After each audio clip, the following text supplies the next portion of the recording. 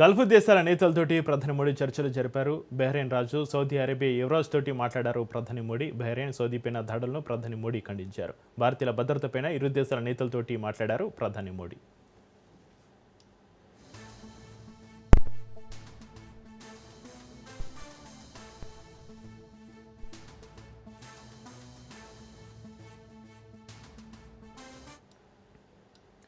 పశ్చిమాసియాలో ప్రస్తుత పరిస్థితిపైన ప్రధాని మోడీ ఆందోళన వ్యక్తం చేశారు. దౌత్యం, చర్చల ద్వారా సమస్యను పరిష్కరించుకోవాలన్నదే ఇండియా నిశ్చిత అభిప్రాయమని అన్నారు.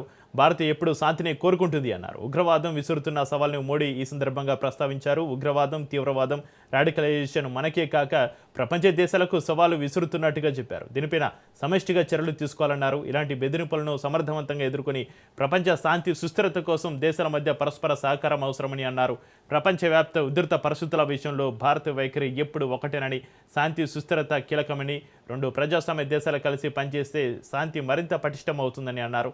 ప్రపంచ దేశాల్లో భారతీయులు ఎక్కడున్నా వారితో ఎప్పుడు సంప్రదింపులు జరుపుతూ వారి భద్రతకు భారత్ కట్టుబడి ఉంటుందని చెప్పారు ప్రధాని మోడీ.